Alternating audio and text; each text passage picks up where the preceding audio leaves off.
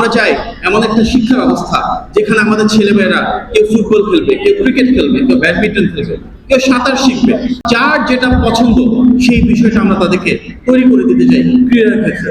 আজকে এখানে উপস্থিত রয়েছে প্রাথমিক ও গণশিক্ষা মন্ত্রণালয়ের সচিব মহোদয়, ডিজি মহোদয়, সম্মানিত কর্মকর্তাবৃন্দ রয়েছেন, স্থানীয় সম্মানিত বিভিন্ন সাধারণ বিভিন্ন শ্রেণী এবং পেশার সম্মানিত ব্যক্তিবর্গ।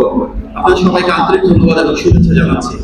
আমাদের আগামীর বাংলাদেশ যারা গড়ে তুলবে সেখানে সবচেয়ে গুরুত্বপূর্ণ ভূমিকা আমাদের শিশুদের, কিশোর কিশোরী, তরুণ তরুণী, যুবক যুবতীদের। আমাদের যে তরুণ প্রজন্ম রয়েছে তাদের হাত ধরে আগামীর বাংলাদেশ বিনির্মাণ হবে, আর সেটাকে সর্বোচ্চ প্রাধান্য দিয়ে জনগণের প্রতি নির্বাচিত গণপ্রজাতন্ত্রী বাংলাদেশ সরকারের মাননীয় প্রধানমন্ত্রী ওনার অত্যন্ত আস্থাভাজন সেই মানুষটিকে আজকে এই মন্ত্রণালয়ের দায়িত্ব দিয়েছেন, যিনি বাংলাদেশের ইতিহাসে ছিলেন সেরা শিক্ষা প্রতিমন্ত্রী মাননীয় মন্ত্রী মহোদয় জনাব নেতৃত্বে।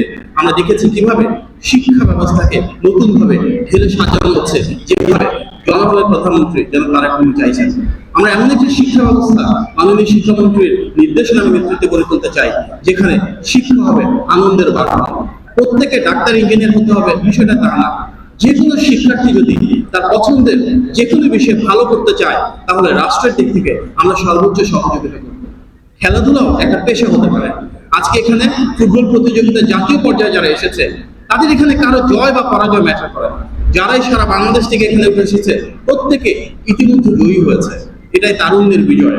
আমরা চাই এমন একটা শিক্ষা ব্যবস্থা যেখানে আমাদের ছেলেমেয়েরা কেউ ফুটবল খেলবে, কেউ ক্রিকেট খেলবে, কেউ ব্যাডমিন্টন খেলবে, কেউ সাঁতার শিখবে, কেউ কারাটে শিখবে, যার যেটা পছন্দ সেই বিষয়টা আমরা তাদেরকে তৈরি করে দিতে চাই ক্রীড়ার ক্ষেত্রে।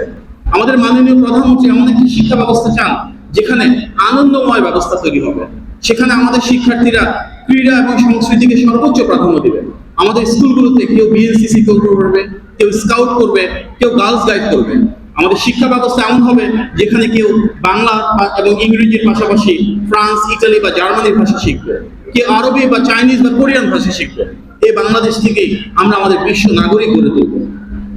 আজকে আমাদের সামনে যে ছোট ছোট শিক্ষার্থীরা রয়েছে আমরা তাদেরকে এমন ভাবে গড়ে তুলতে চাই যারা আগামীর বাংলাদেশের সুনাগরিক হয়ে উঠবেন, ভালো মানুষ হিসেবে গড়ে উঠবেন।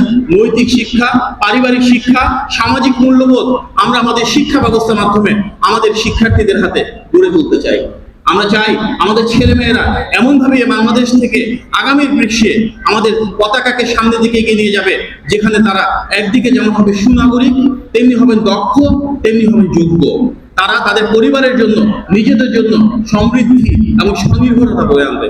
আমরা আমাদের শিশুদের মাঝে সেই দক্ষতা এবং যোগ্যতা গড়ে তুলবো যেখানে তারা শুধু ভালো মানুষই হবেন না, শুধু কর্মদক্ষই হবেন না, তাদের কর্মযজ্ঞের মাধ্যমে এই সমাজের পরিবর্তন হবে, মানুষের ভাগ্যের পরিবর্তন হবে। আমরা দেখেছি ফ্যাসিবাদের সময় যে শিক্ষা ব্যবস্থা ছিল সেখানে অনেকটাই ধ্বংসপ্রাপ্ত অবস্থা থেকে আমরা ধাপে ধাপে এই শিক্ষা ব্যবস্থাটাকে বহুমুখীকরণের মাধ্যমে গড়ে তুলতে চাই। এমন একটি রাষ্ট্র ব্যবস্থা যেখানে বিকেন্দ্রীকরণ হবে, উন্নয়ন শুধু ঢাকা ভিত্তিক হবে না।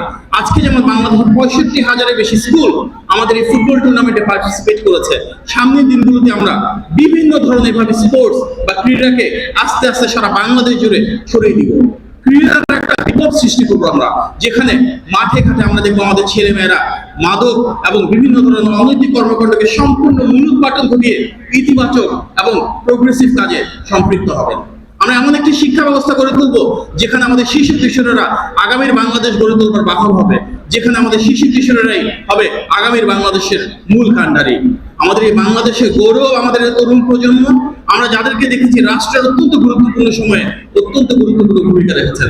আমাদের মাননীয় শিক্ষামন্ত্রী যে ভিশন রয়েছে, মাননীয় শিক্ষা প্রতিমন্ত্রী যেভাবে কাজ করছেন এবং আমাদের মাননীয় প্রধানমন্ত্রী সরাসরি নির্দেশনায় ইনশাল্লাহ আমাদের প্রতিটি শিশুকে, প্রতিটি তরুণকে, প্রতিটি কিশোর কিশোরী, যুবক যুবতীকে আগামীর বাংলাদেশ বিনির্মাণের কারিগর এবং কাণ্ডার হিসেবে আমরা গড়ে তুলে তাদের কাজ মিলিয়ে আমাদের এই বাংলাদেশটাকে আমরা সমৃদ্ধ, স্বনির্ভর করে তুলব ইনশাল্লাহ। আপনার সবাইকে ধন্যবাদ। এবং আজকের এই ফুটবল টুর্নামেন্টে যারা জাতীয় পর্যায়ে অংশগ্রহণ করছে তারা প্রত্যেকে আমাদের কাছে বিজয়ী, তাদের প্রত্যেককে অভিনন্দন। দেশ জুড়ে যারা এই খেলায় বিভিন্ন পর্যায়ে অংশগ্রহণ করেছে তাদের